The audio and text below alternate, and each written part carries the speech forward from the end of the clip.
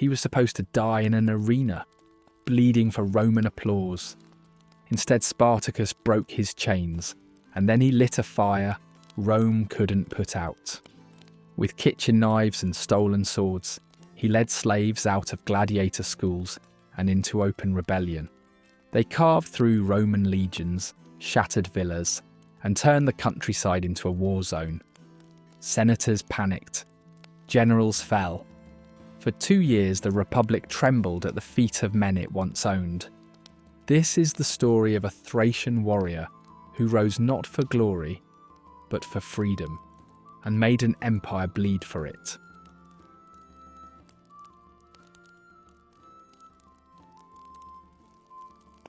Let us step back into the shadowed corners of ancient Rome, a realm where power and cruelty danced hand in hand, and where the echo of jeering crowds filled the air. It is within this formidable world that we find Spartacus, a soldier, torn from his roots, and forced into an existence as brutal as it was riveting. His story, a tale of defiance and resilience, began far from the throbbing heart of Rome, in the indomitable lands of Thrace.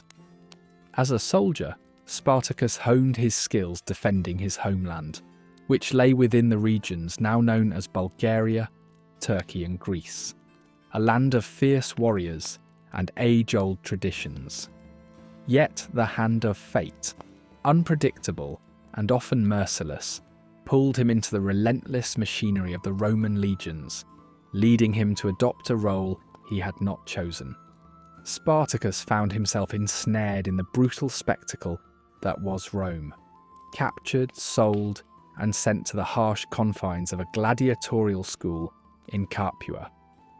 No longer a soldier of his people, he was relegated to a mere pawn in Rome's insatiable hunger for domination, his life twisted into a merciless performance for the Roman elite. This transformation from warrior to prisoner was not merely a change of status, it was a violent rupture of identity. Yet even in such dehumanizing depths, the embers of resistance within Spartacus continued to glow, awaiting the moment to flare into rebellion. Capua stood as a prized possession within Rome's illustrious collection, renowned not only for its wealth, but for its dark institution, the School of Gladiators, designed to break men and recast them into entertainers of death. Within these unyielding walls, Spartacus found himself among other enslaved men, each burdened with the memories of lost freedom. Day by day, the ludus resonated with cries of combat and despair. Amidst this torment, Spartacus's resolve never wavered. He observed, learned, and fortified not only the skills of battle, but also the nuances of hope and unity. Vital seeds that would eventually fuel a revolt. Life behind Capua's iron bars was a harsh tapestry of despair, interspersed with fleeting bonds of comradeship. The men, though shackled, shared whispered dreams of freedom and rebellion.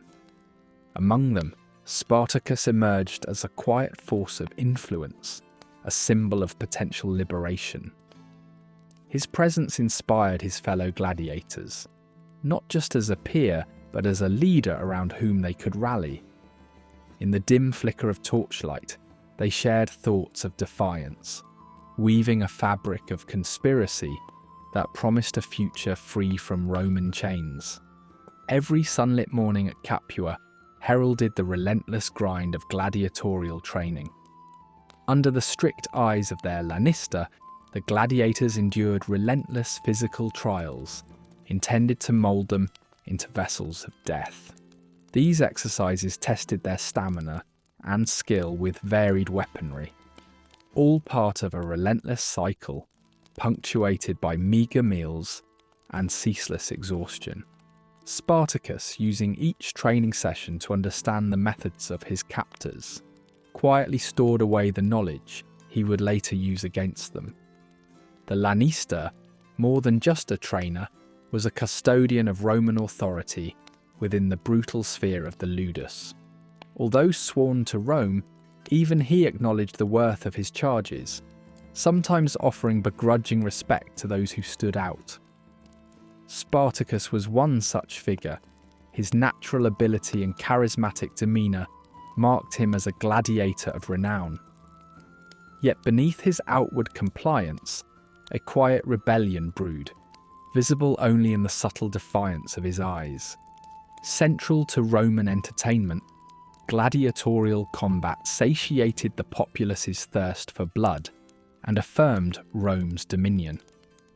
These events reinforced social hierarchies, a stark reminder of Rome's power over life and death.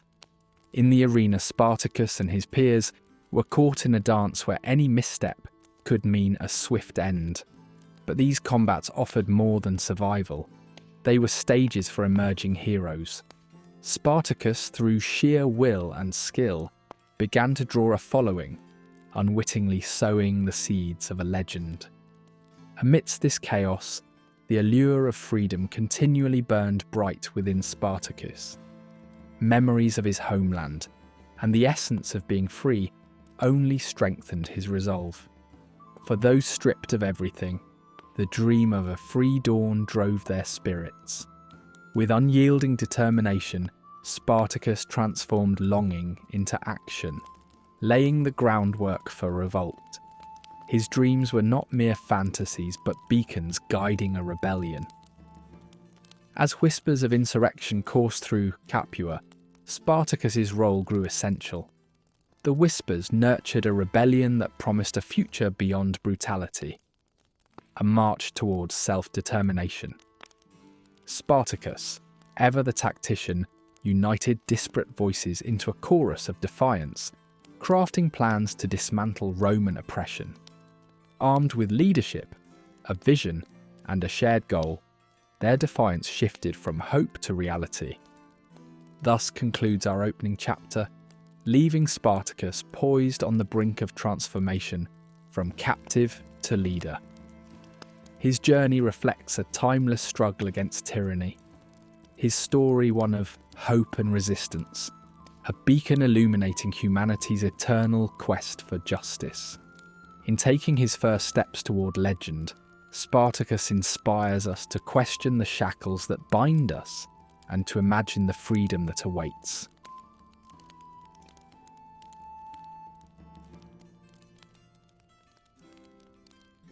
In the shadowed confines of Capua's gladiatorial barracks, amidst the clangor of swords and the weight of Roman oppression, the seeds of rebellion took root. Spartacus and his fellow slaves whispered of freedom, their voices snatched away by the thick air of tension and dust.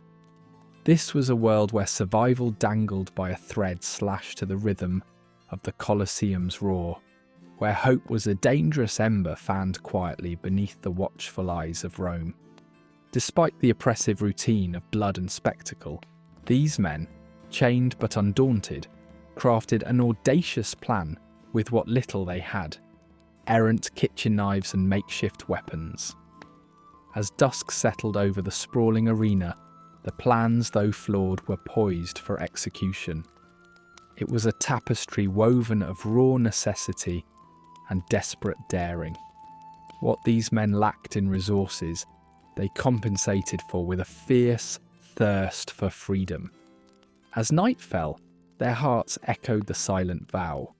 There would be no retreat, only a push forward into the unknown.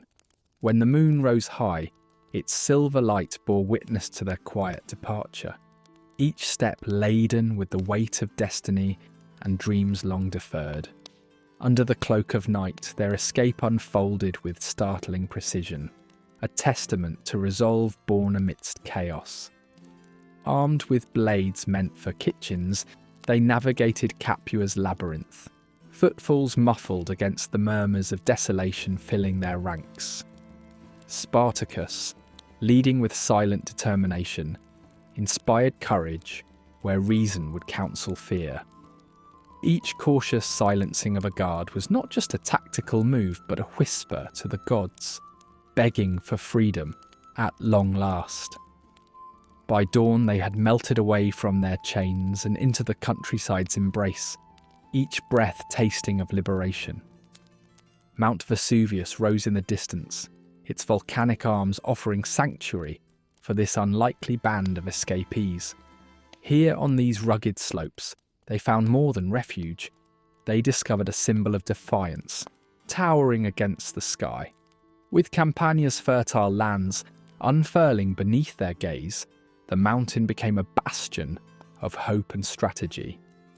Under Spartacus's guidance, the group evolved, shifting from mere survival to adopting the disciplined determination of a rebel army.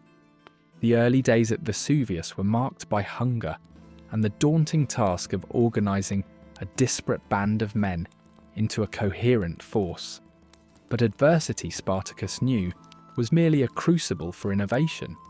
He leveraged the high ground and natural fortifications not just for defence but as training grounds. His former military experience became the foundation upon which he built an army capable of waging war on Rome. His tactics evolved into swift, surprising raids that confounded the cumbersome might of Roman legions, each a calculated strike transforming kitchen implements and salvaged arms into the tools of defiance. Initially dismissive, Rome's Senate regarded the revolt with a derisive smile, a minor nuisance rather than a legitimate threat. Gladiators, they believed, could no more challenge an empire's might than echoes could shake stones. But as Spartacus's success stories grew, what began as amused indifference turned swiftly to alarm.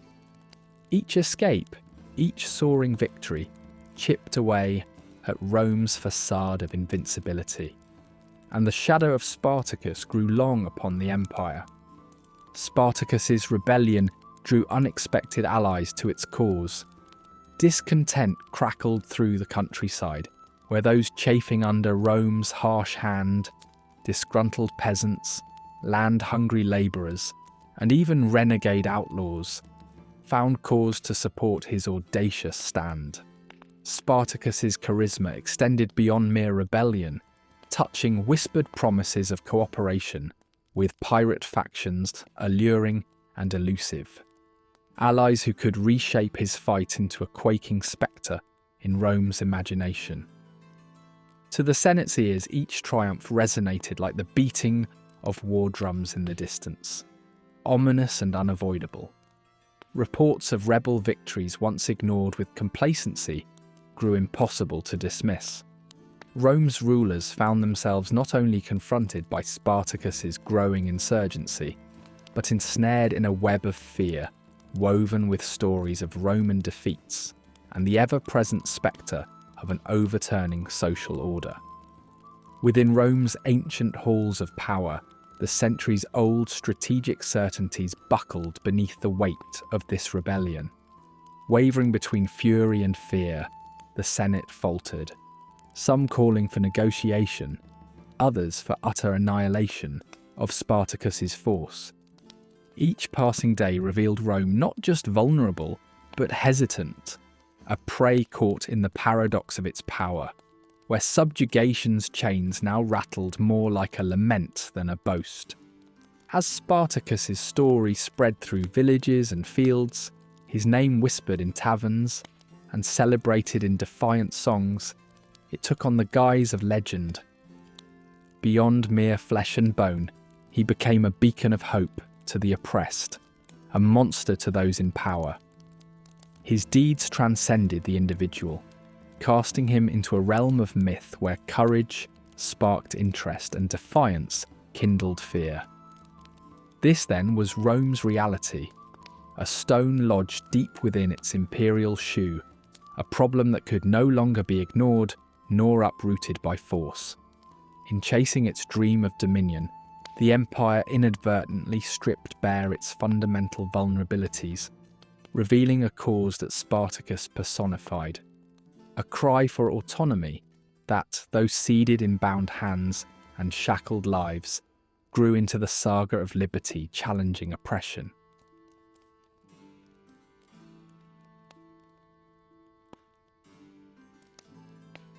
The tale of Spartacus's army is one of remarkable transformation. Initially a disparate group of fugitives fleeing the harsh realities of slavery, they became a fighting force that shook the foundations of Roman power. These were not trained soldiers, but people desperate for freedom, drawn together by the magnetic leadership of Spartacus. The ranks swelled with an astonishing diversity of backgrounds: agricultural labourers who toiled under a pitiless sun, urban slaves used to the harsh hierarchies of Roman households, and soldiers who had deserted their posts. With each new addition, the army morphed into a united and formidable force. This transformation wasn't inevitable. Countless revolts in history have fallen apart due to internal strife and mismanagement. Yet Spartacus possessed a unique understanding of human nature, seeing potential in his soldiers' anger and channeling it into a disciplined resistance against their oppressors. Training was more than mere preparation for battle. It was a purifying fire that infused hope and a vision of a life beyond chains. In fields around Mount Vesuvius, the clang of weaponry and the shouts of training slaves filled the air. Spartacus offered more than combat techniques. He instilled order and purpose. Life was regimented with weapon forging, war drills, and communal meals that fostered unity. These moments went beyond military exercises. They were cathartic, allowing men and women to reclaim their humanity with every swing of a weapon. For Spartacus, the harsh bonds of slavery needed to be replaced by the bonds of fellowship, leading these individuals not just as soldiers, but as a community reborn. This community was held together by profound bonds formed through shared suffering and a collective ambition to change their destinies. Around campfires, tales of lost families and the relentless cruelty of Roman masters were shared, forging deep emotional connections. Bonds of brotherhood and sisterhood transcended mere survival, providing a sense of purpose and solidarity. Women in the camps were integral, not only logistical supporters, but fighters whose stories enrich the community's resolve. Children, sometimes born into the movement, symbolised a future free from oppression, spurring Spartacus's army to fight for a world where families could flourish in dignity. As Spartacus's army swelled in number and courage, it also grew in legend. They became the living embodiment of Roman nightmares, an organised, disciplined rebellion of those deemed subhuman. Psychological warfare was a powerful tool, with the army's victories and liberation of slaves sending waves of fear through Rome. This wasn't just about military triumph, it was symbolic defiance against the invincibility Rome projected.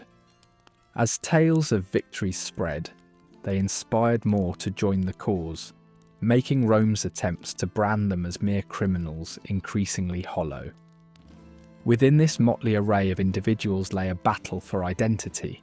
Each brought unique cultures and traditions from across the empire: Celtic warriors, Greek philosophers, and Numidian horsemen among them. Merging such a patchwork into a cohesive unit required nurturing a collective identity without erasing the threads of each individual's past. Spartacus encouraged sharing knowledge and skills, positioning diversity as strength, enhancing cohesion and mutual respect within the ranks. This battle for identity was fought not just in the hearts of the rebels, but in their interactions with Roman society, challenging and reclaiming their stolen names, customs, and autonomy. Their actions challenged the very bedrock of Roman society, targeting and disrupting the economic pillars by liberating slaves critical to Rome's infrastructure. This exposed Rome's dependence on the subjugated, laying bare its vulnerabilities. More than mere labour loss, each rebel advance struck at Roman societal attitudes that justified enslavement.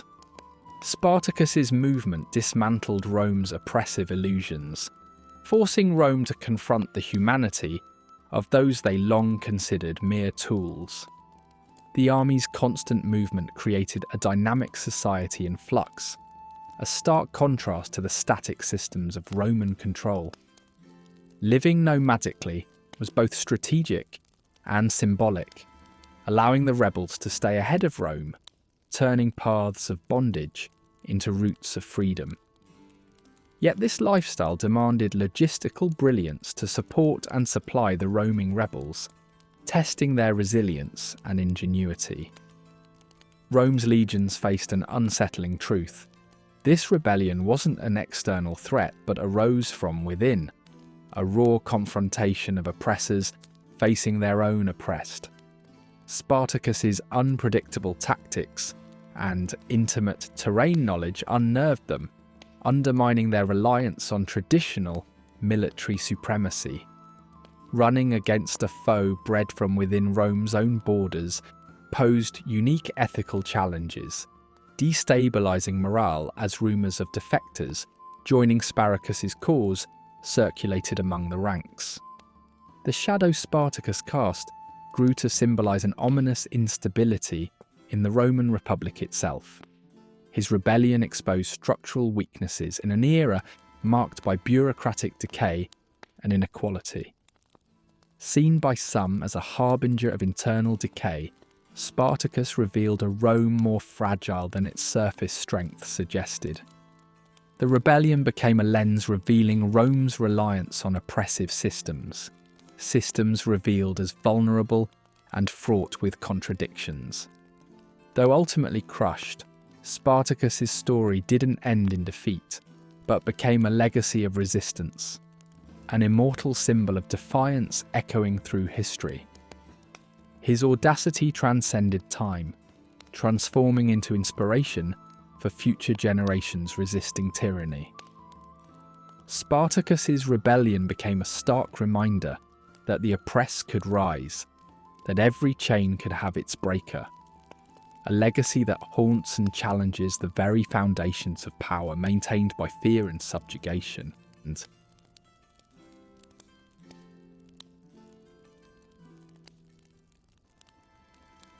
As the rebellion led by Spartacus flared through Italy like an uncontainable fire, Rome's heart pounded with an unfamiliar dread. Not just another revolt, this uprising struck at the core of Roman identity and threatened the very institution built on the backs of slaves. In the Senate, disbelief had given way to desperation, punctuated by frantic debates and accusations. Each military blunder by once stalwart consuls only fanned the flames of panic. Rome, the eternal city, found itself pushed back on its heels. The foundations it had long taken for granted now looked worryingly fragile. Amidst this chaos, a solution began to take shape. A leader needed to rise. Rome sought a man with the strategic brilliance and cold ruthlessness to restore order. Enter Marcus Licinius Crassus, a figure whose very name sent ripples through the streets of Rome. Known as the richest man in the Republic, Crassus was wealth incarnate, amassing his fortune through a strange dance with disaster, purchasing fire-ravaged properties for next to nothing, then rebuilding them into gilded empires.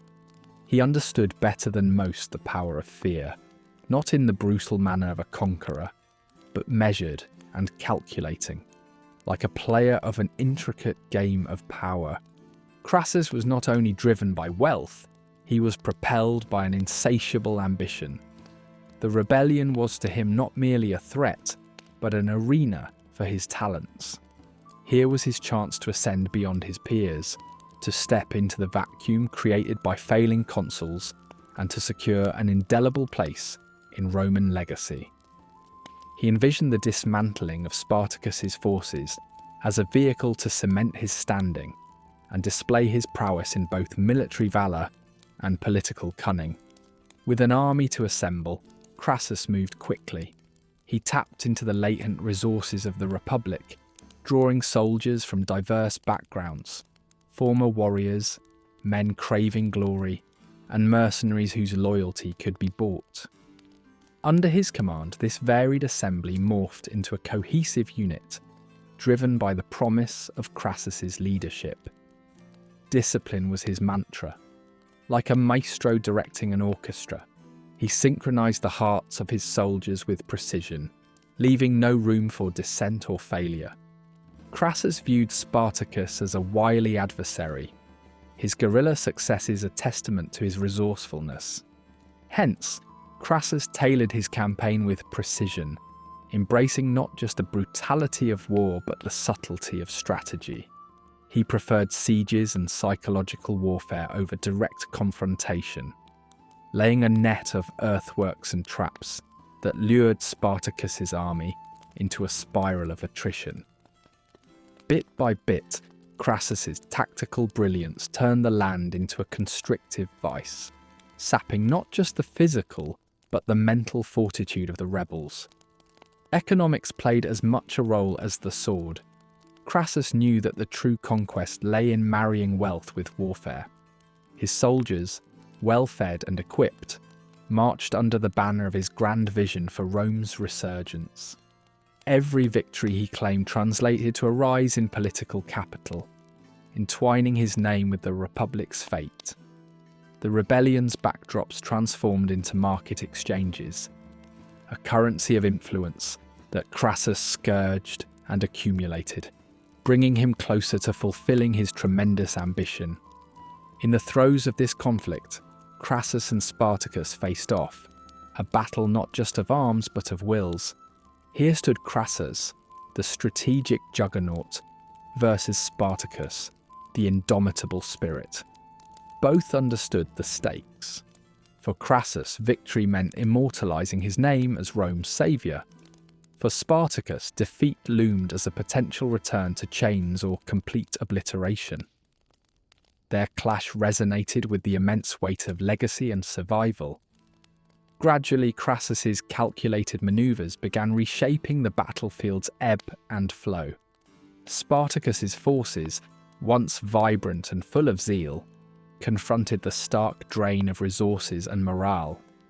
Roman victories accumulated, transforming into a slow-rolling wave, washing over the rebellion, stripping away its once formidable guise.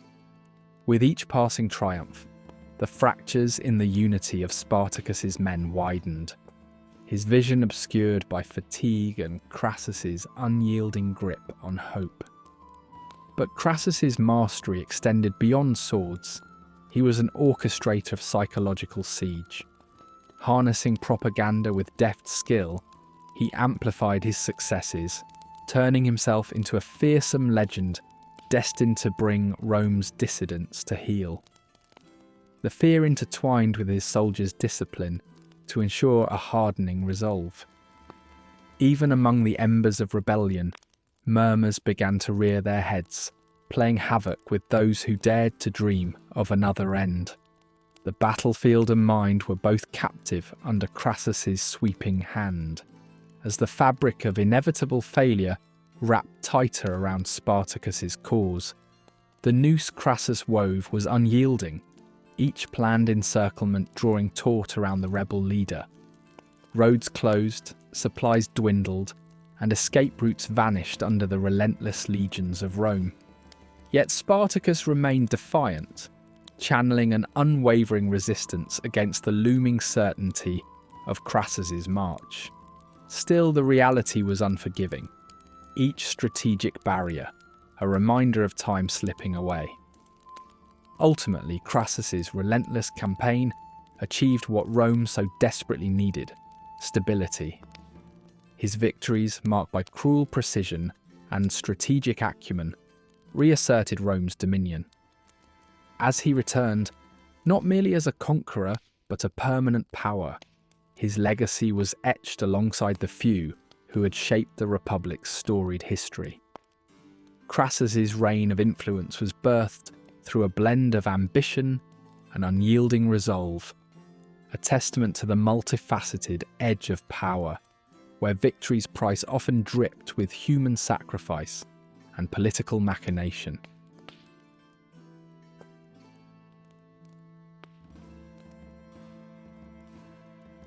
Spartacus gazed toward the distant imposing Alps, their snow-capped peaks beckoning with the promise of sanctuary. To him and many of his followers, those mighty mountains were not just a physical barrier, but a gateway to freedom, an escape from Rome's relentless grip. With tens of thousands at his back, Spartacus envisioned a bold plan: lead his people north, beyond the Romans' reach, allowing them to scatter and return to their homelands. Few Roman legions would dare pursue them into such treacherous terrain, and beyond lay lands ripe for new beginnings. Yet triumph had a dangerous allure, clouding the clarity of Spartacus's vision. Among his followers, the intoxicating taste of victory turned their heads from the northward path. Years of suffering had been vanquished by recent conquests, and many rebels savouring each hard-won battle saw no reason to flee from a land where they now wielded power. To them, Spartacus's plan to abandon potential riches and control seemed like cowardice, a retreat disguised as strategy. His warriors, more emboldened by conquest than by dreams of distant freedom, clung to their newfound dominance in Italy. Unity had been Spartacus's touchstone, a fragile bond crafted from shared suffering and survival. He had turned a motley band of shepherds, farmhands and gladiators into a force capable of shaking the very foundations of Roman power. But as the spoils of their victories grew, so too did the fractures within their ranks. Aspirations diverged. Some yearned for continued plunder, seeing themselves as conquerors, while others longed for the promised escape. Spartacus, hailed once as a saviour, now faced the grumbling of dissent, a mutiny simmering beneath each tactical discussion. Pride and ambition blurred the line between triumph and strategic error. Conquests fueled a dangerous overconfidence, and the idea of crossing the Alps dimmed, overshadowed by a call for more immediate domination. Spartacus's warnings about Roman persistence fell on deaf ears. The rebels' hubris blinded them to the inexhaustible resources their enemy could rally. Some jested about conquering Rome itself, ignoring the threat Crassus's forces posed. Thus, their trajectory, once aimed at survival and freedom, veered toward reckless ambition. Spartacus had once built his strategies on misdirection and calculated risks, his followers repeatedly confounding Roman might. Now, concerns of strategic withdrawal were dismissed in favour of short-lived triumphs. Efforts to broaden their possibilities, such as finding cross-Alp allies or diversifying their escape routes, were ignored amid the immediate allure of plundering Italy. Small mutinies cropped up among the rebels, who mistook recent victories for a chance to seize ever more power, unaware they were squandering their advantage. Roman fears turned into a coordinated counteraction with Crassus at the helm, a commander known for ruthless efficiency. He understood the enemy's hubris and set a calculated trap. Crassus revitalized the Roman legions with rigorous discipline, reinstating the Roman resolve that had fractured under the rebellion's pressure. With tactics like scorched earth policies and attrition, Crassus systematically tightened his noose, transforming into a predator whose prey was the festering dissension among Spartacus's ranks. Time, once an ally to Spartacus, became his nemesis. Initial momentum gave way to complacency as ties frayed amidst the chaos. As Crassus strengthened Rome's positions, Spartacus's forces lingered in Italian territories, unwary of the approaching threat. Roman resources, restored and reallocated, fortified Crassus in ways that mirrored and magnified the rebels' past challenges. Spartacus urged for swifter, strategic moves northward. but dissent crippled decisions, delaying their escape and giving Rome the upper hand. Spartacus stood before his divided army, attempting to reignite the spirit of unity and purpose.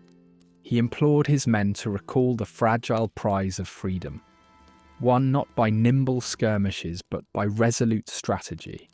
His appeals were earnest, underlining the dangers of their divisions and the necessity of fleeing northward to safety. Yet, to many intoxicated by recent glories, these words fell flat. Dreams of everlasting liberty battled against desires for immediate rewards, weakening the rebellion's resolve. The rejection of Spartacus's plan to escape across the Alps weighed heavily. Visions of a fresh start beyond the mountains faded, replaced by the grim reality of confronting Rome's might head-on. Opportunities for peaceful dispersion evaporated, replaced by battles on Roman terms. As Crassus's legions surrounded them, Spartacus held firm amidst his men, embodying defiance even as missed opportunities haunted him. The path chosen now led not to freedom, but to a fateful confrontation with an empowered Rome. Preparation for battle brewed on Italy's plains. Spartacus, driven by a blend of defiance and necessity, readied for Crassus's final assault. The impending clash had been shaped not by fate alone, but by choices that anchored Spartacus to Italy. As armies prepared, the insurgents saw themselves as part of an uneasy legacy, forever etched in history's memory. In these decisive moments, Spartacus's rebellion became a broad tale of struggle, one of ambition and endurance, of united wills bent by the weight of their decisions. The eventual engagement with Crassus would mould Spartacus's legacy, not as a mere conqueror, but as an enduring symbol of resistance against oppression. As battle loomed, their story transcended immediate significance, transforming into a timeless testament to human endurance and the tantalizing consequences of paths not taken.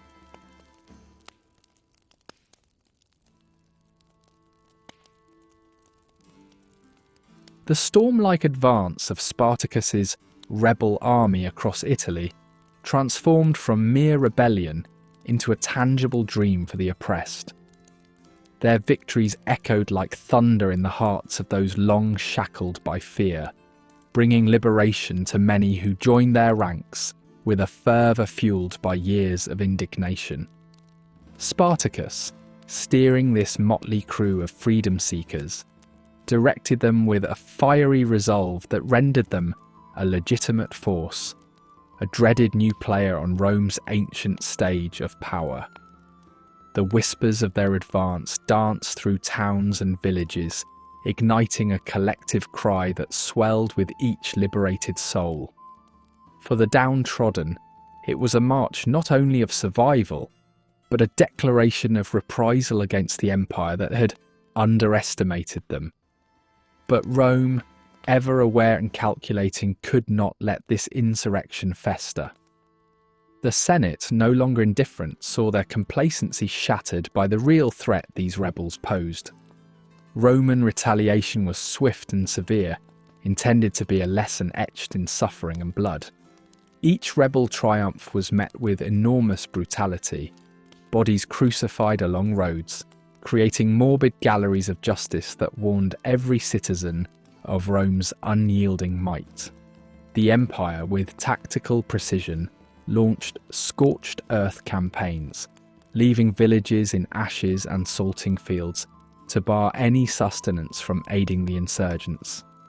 These merciless acts were not just brutal, they were psychological, designed to shatter morale and seed doubt among the ranks of those who dared to resist Rome.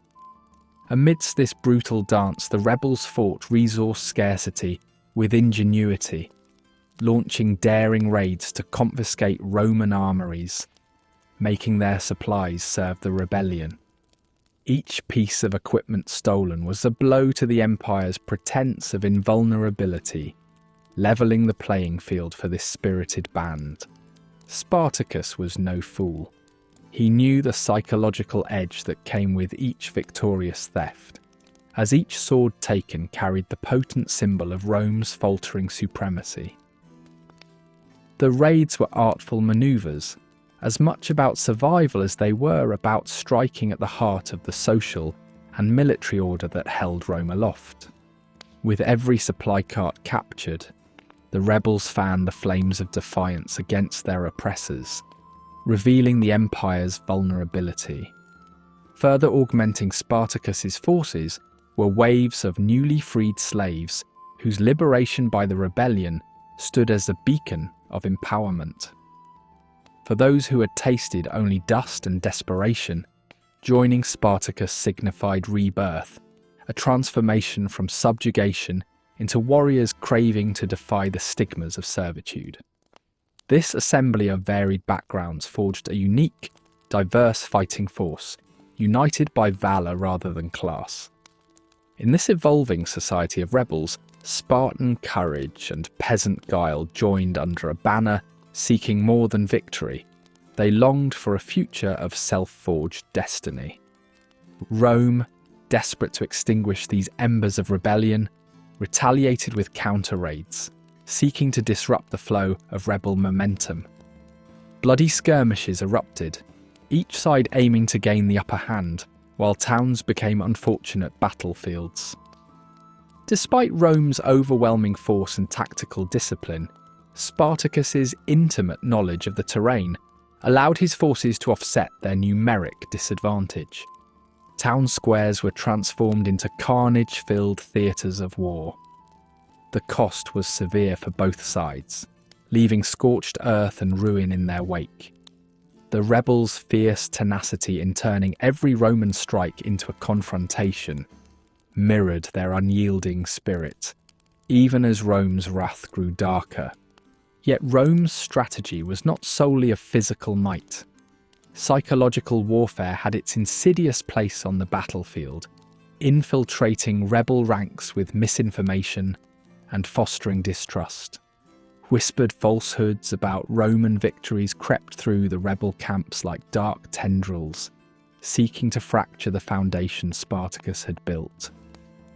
The emotional toll of this psychic siege tested their endurance, as unseen blows aimed to crack the unity Spartacus worked tirelessly to maintain. The rebels needed resilience not just to face Rome's legions, but to withstand the ghostly wars waged on their spirits. With tactical brutality escalating, Rome unleashed scorched earth strategies, hoping to bleed the insurgent forces of much-needed resources. The countryside was thus marred by desolation. Farms and homes set ablaze. Villages razed to deny Spartacus's army the essentials. Procuring sustenance became a perilous necessity for the rebels, who adapted by stretching ingenuity's bounds. While scarcity pressed them closer to desperation, their adaptive resourcefulness defied each Roman scheme, suggesting that resolve was the truest sustenance in this bitter struggle.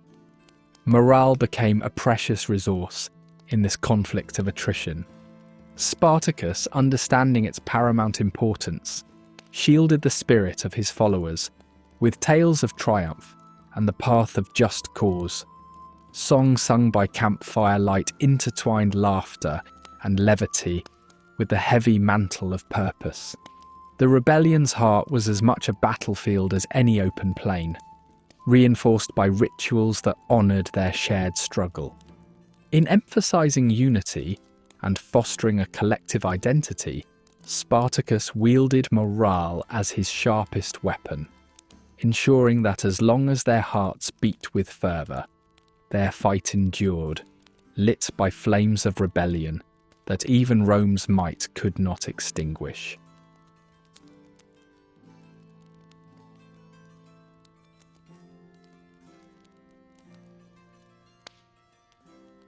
As winter tightened its icy grip on the Italian peninsula in 71 BCE, an uneasy quiet settled over Spartacus and his beleaguered followers. Encamped in Lucania, they felt the chill of not only the cold winds, but of fate itself.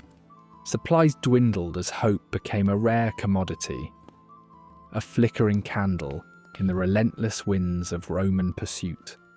Spartacus, once a symbol of defiance, found himself cornered with his army, a band of slaves turned warriors, at the mercy of Crassus's legions closing from one side, while Pompey approached from the other. Their rebellion's fire, once fueled by dreams of freedom, was now a meagre spark, struggling against the Roman storm. Despite the bleakness, the brotherhood of Spartacus's men kept alive the embers of their defiance. Around their dwindling fires, stories of past victories, stolen moments of triumph against Roman might, warmed them against despair, a balm for spirits once thought unbreakable. Yet, as Crassus and Pompey's forces bore down upon them, the rebels knew that their fight for liberty hovered on the brink of conclusion. Crassus, a general with a reputation forged in both wealth and ruthless efficiency, partnered with Pompey, victor from Spain, whose aspirations gleamed with imperial intent. Together, these titans of Rome brought the weight of military might, their forces a testament to their ambitions, not just to destroy Spartacus, but to etch their own legacies into the stone of Roman history.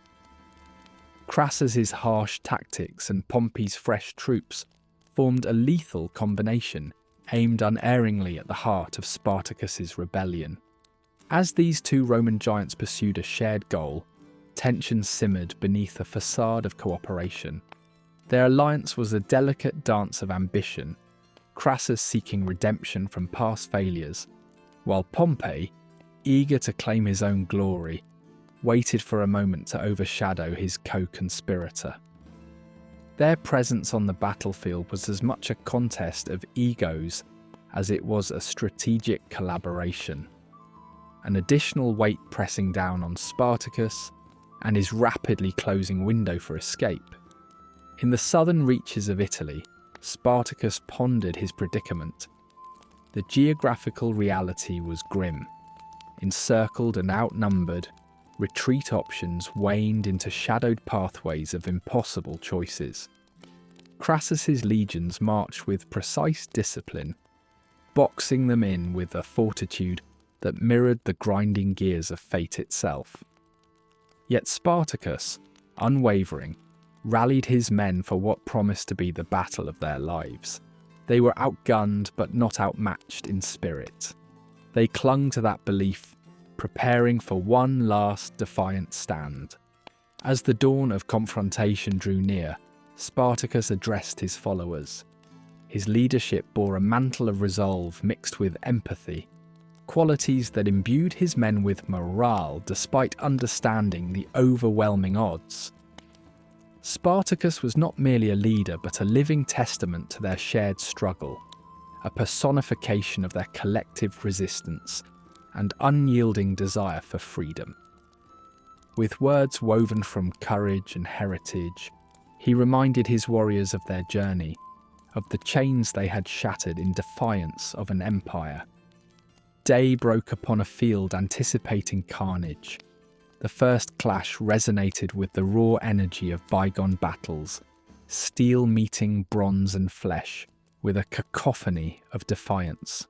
Spartacus led his men into the fray, challenging the Roman forces' mechanical advance through sheer audacity.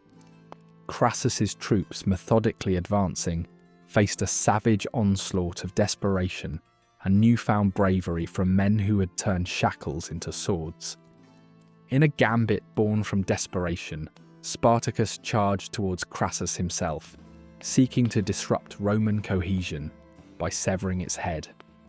Cutting a path through enemy lines, he was both a leader and a legend in motion, each step a gamble in a game stacked against him. The battle flowed around him like a stormy sea, chaotic and unyielding, swallowing his silhouette into the mists of legend before anyone could say if he lived or died. Amidst the swirling chaos, Spartacus vanished from history's sight. A leader extinguished, or perhaps spirited away by the tumult of battle. No corpse lay to prove his demise. No tombstone marked his resting place. Instead, he evaporated into myth, an emblem of eternal defiance against oppression. His disappearance was less a retreat than a transformation, as tales of his courage seeped into Rome's own shadowed corners. Whispered tales of a man whose revolt spoke to both slaves and citizens alike. The battlefield bore the scars of conflict, yet across Rome, the victory was bittersweet. Crassus emerged with practical triumph, and Pompey, ever the opportunist, seized remnants of glory. Yet beneath their triumph lay a tension within Roman society, a realization of its own vulnerabilities. The rebellion highlighted cracks in the empire's facade. A reminder that even the mightiest establishments are but threads in the tapestry of time, vulnerable to the relentless beat of human ambition and desire for liberty. Spartacus's story survived beyond these fields, whispered in hidden places, igniting the imagination of those who yearned for a world without chains. His legacy lived on, morphing from history into legend, casting his shadow far afield where stories of resistance are fermented by hope.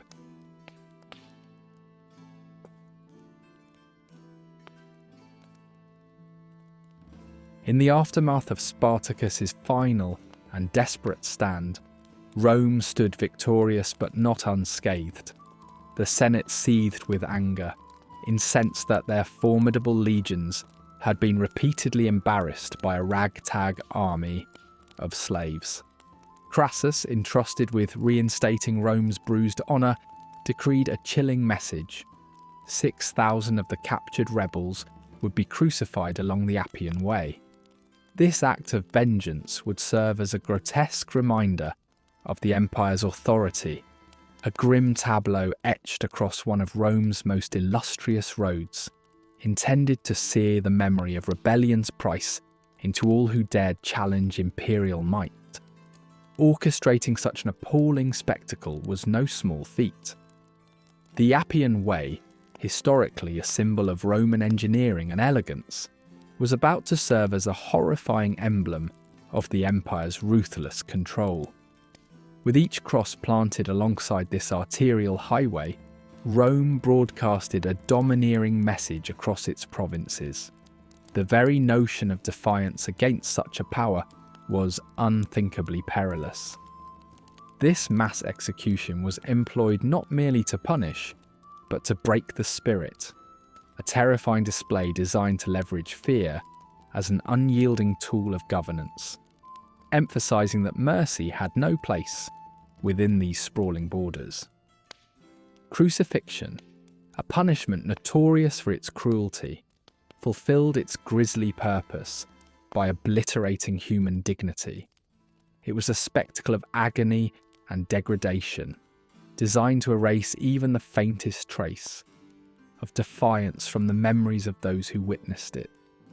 Victims were nailed or bound to wooden crosses, lingering for days under a relentless sun, their bodies convulsing as life ebbed away in slow, excruciating waves. This was Rome's method of asserting justice, or tyranny, imposed upon those who least deserved such mercy. For the survivors of Spartacus's doomed dream, every laboured breath was a reminder of their own ephemeral rebellion, a last stand against Rome's increase of terror. The Appian Way transformed from a path of triumph into a corridor of terror. Once a vital conduit for commerce and military might, it now bore witness to an eerie tableau of suffering. Stretching over 130 miles, this famed road unfurled like a macabre scroll, its margins lined with the twisted forms of the crucified.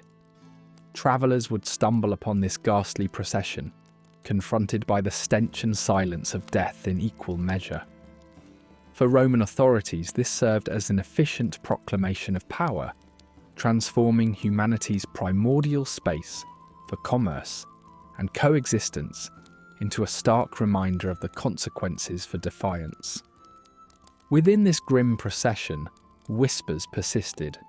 The condemned, suspended between life and oblivion, found moments to exchange words of grief, defiance, or sometimes a fragile humour. These shared shadows of humanity flickered in the face of impending doom, as each man's reflections played against the vast canvas of their lost aspirations. Dreams of freedom were now fragmented, as trees of their hopes hung side by side with their broken bodies.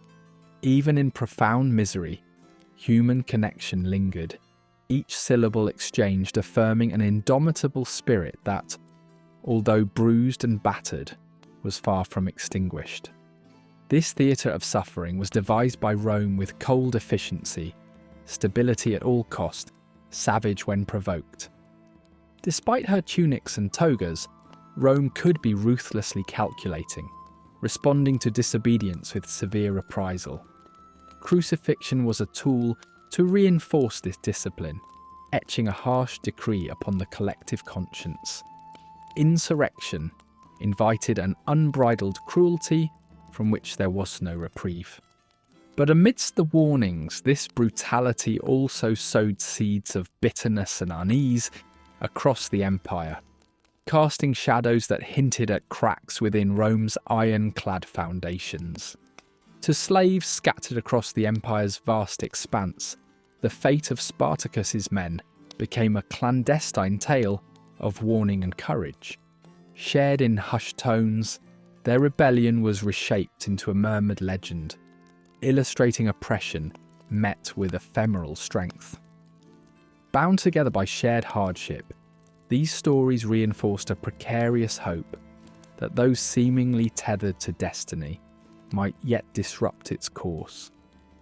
Whispered behind closed doors, the story of Spartacus carried the enduring power of resilience, even as the empire itself quaked under the enormity of its own ambitions. Over time, the crucifixion of Spartacus's followers engraved itself deeply into cultural memories, influencing literature and storytelling through the ages. Poets and playwrights invoked his spirit to explore themes of liberty and resistance. The tragedy on the Appian Way became fertile ground for narratives that championed struggle against overwhelming odds. Through such art and discourse, Spartacus transcended his tragic fate. He was etched into history not just as a rebel, but as the embodiment of the relentless pursuit of freedom. The road strewn with crucified men became a profound sensibility of imperial power, a testament to Rome's ability to crush dissent, yet revealing its own vulnerabilities. The narrative of these events, preserved in fragments written by ancient historians, offers a lens through which we examine Rome's exercise of power against its perceived threats. Crumbling manuscripts and the echoes of Tacitus or Plutarch reflect not just the grandeur of an empire, but the shadow of its harshness, its historical silence, an acknowledgement of lives lived on the peripheries of victory and oppression.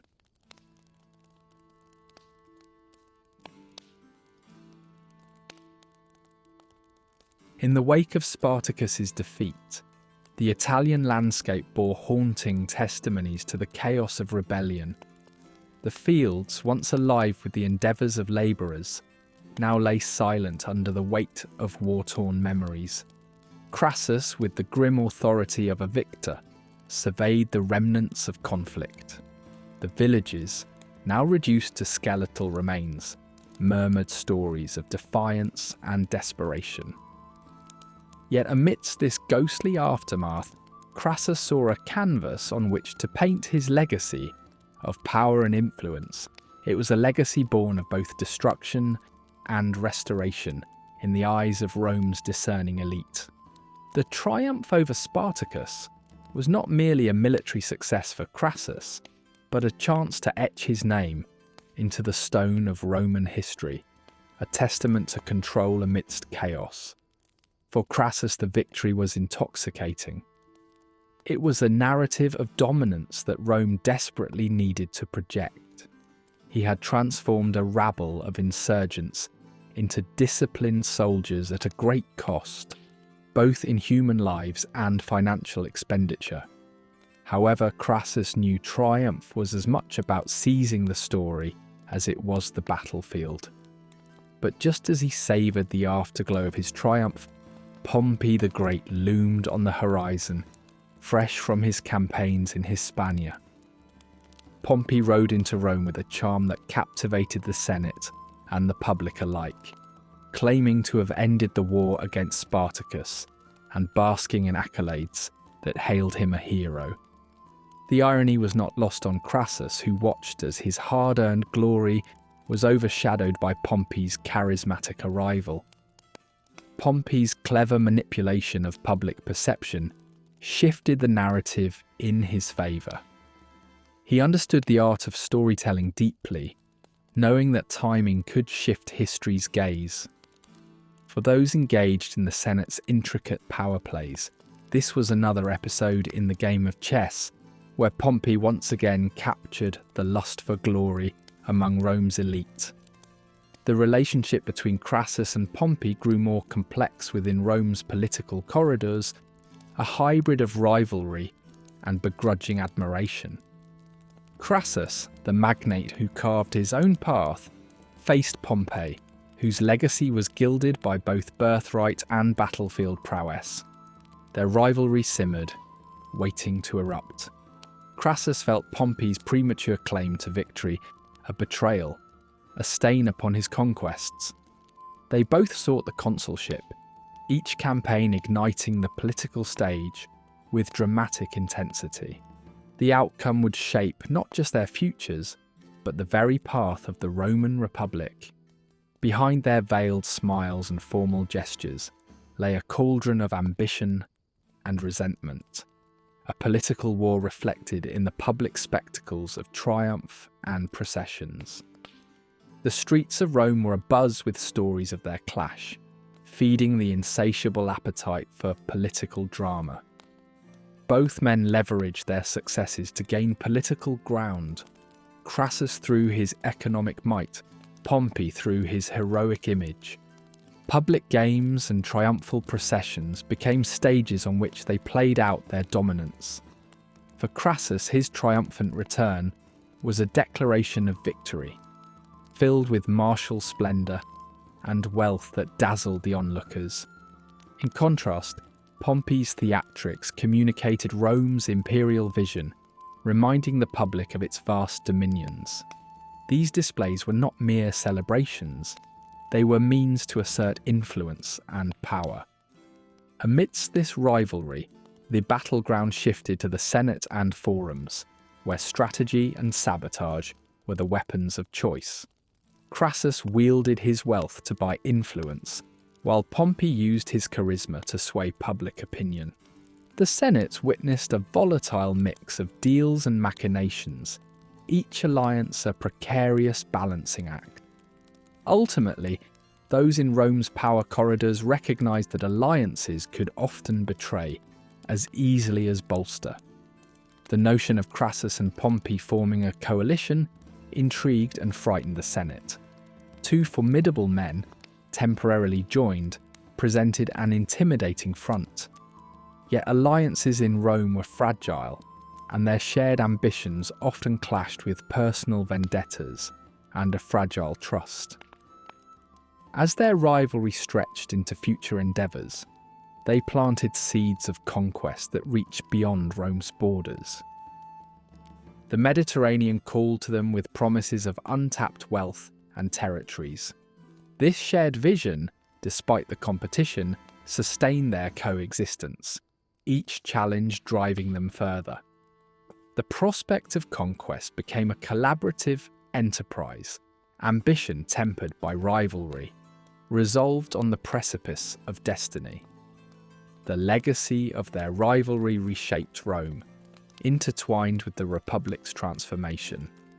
They were not merely esteemed leaders, They embodied Rome's evolution, navigating the waters of power, honour, and empire. Their complex relationship inspired caution and innovation within the Senate, reminders of the delicate balance between ambition and allegiance. Their struggles underscored the struggles of Rome itself, a tapestry woven with ambition, aspirations, and often betrayal. As the curtain closed on their turbulent saga, the legacies of Crassus and Pompey endured as a reflection of Rome's relentless pursuit of power. Through their struggles, the cost of ambition and the precarious nature of power echoed across the Roman Republic, leaving lessons that transcended their era, shaping the annals of history long after their mortal influence waned.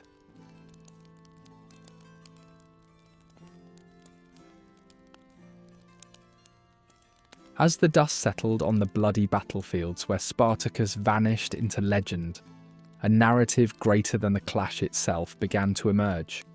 Spartacus became synonymous with resistance, his story a beacon for generations languishing under oppression. Beyond the rebel leader who shook Rome, who was Spartacus?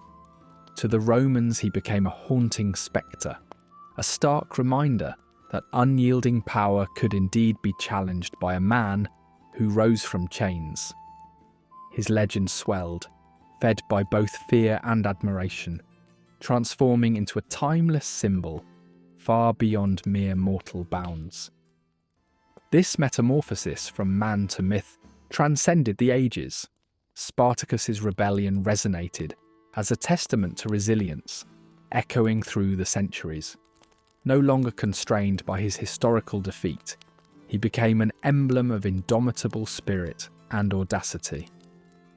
Though the uprising was crushed, the essence of Spartacus endured, unsettling the Roman narrative with a haunting tale of courage and hope. His audacious insurrection quickly captured the Roman imagination, serving as an emblem of defiance. Spartacus's story demonstrated the formidable strength of collective will against towering power, turning him into more than just a man of strength, but living embodiment of the dissent lurking beneath Rome's polished facade. Artists and orators painted him not merely as a fighter, but as the embodiment of what Rome feared most, the simmering discontent beneath their veneer of civility.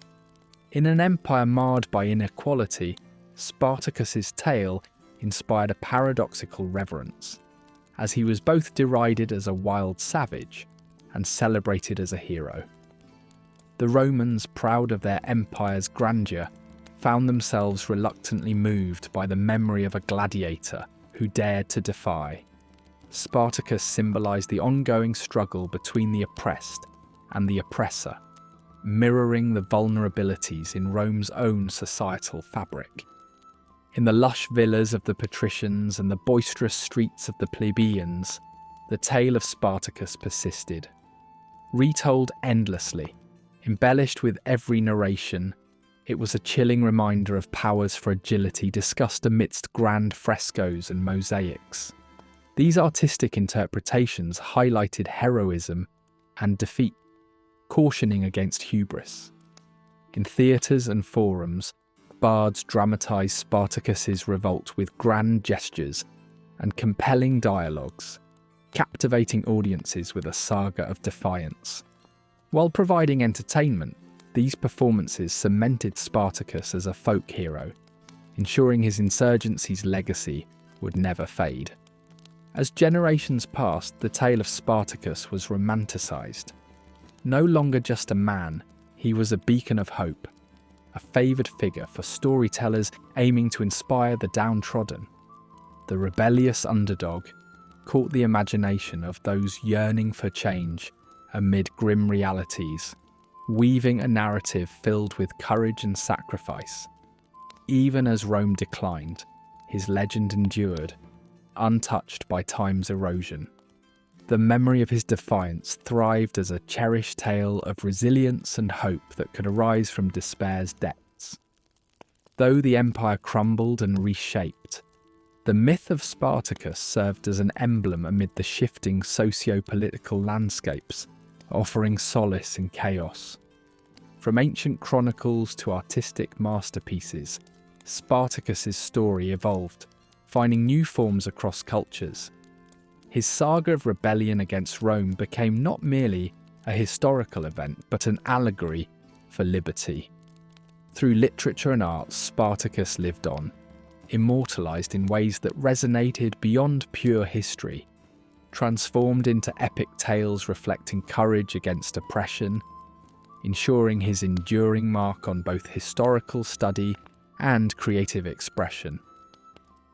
In times of social and political upheaval, Spartacus's legend repeatedly found new relevance. Revolutionary movements across the globe drew inspiration from Spartacus's stand against the mighty Roman Empire. For leaders and theorists yearning to break tyranny's chains, Spartacus was a paragon, proving rebellion's flames could burn bright against the fiercest empire. This icon of defiance lit the path for those overthrowing oppressive regimes, a standard for revolutionaries seeking justice, a symbolism that resonated deeply with ideologists and activists. During times of turmoil, Spartacus embodied the spirit of resistance, echoing through revolutionary theory as a timeless struggle against subjugation. Whether amid the chaotic revolutions of 19th century Europe or the ideological battles for freedom today, Spartacus continues to inspire, with his defiance against chains emblematic of the quest for liberation, transcending eras and borders. To Rome, Spartacus lingered as an unwelcome truth, a mythical counterpoint to their grandeur. Over time, he became a silent testament to Rome's vulnerabilities, exploiting imperial armour with audacity. His rebellion highlighted the contrast to Rome's image of sovereignty. Efforts to suppress memories of his insurgency proved futile. Instead, his story unfolded as a saga, where an empire faced not external threats, but a gladiator leading the marginalized from within. In the 20th and 21st centuries, Spartacus witnessed a resurgence across media, becoming an enduring symbol of rebellion against tyranny. Through films, literature, and television, Spartacus's story reached contemporary audiences, reaffirming his timeless icon status. Each adaptation, while varying in portrayal, maintained the compelling core of his insurrection. Modern renditions illuminate the perpetual appeal of struggles against oppressive systems, with Spartacus's narrative offering poignant reflections on freedom and resilience. In recent history, Spartacus has inspired various movements seeking justice and equality. His story illustrates the transformative power of collective action rooted in shared purpose, unifying the spirit of insurrection for social change. Activists draw parallels between their battles and Spartacus's quest for freedom. His revolt, understood as an archetype of empowered resistance, galvanizes continued defiance against oppressive systems, ensuring his extraordinary stand's lessons persist through time. In conclusion, the story of Spartacus outgrows ancient history, confines his rebellion subdued, but his legacy remaining a testament to human resilience and the quest for freedom. The dream he fought for continues to inspire as he transitions from an enemy of the empire to a symbol of hope. As history marches on, Spartacus's legacy whispers through centuries, urging us to rise, fight, and reclaim freedom. For more tales like these, remember to like and subscribe to our channel.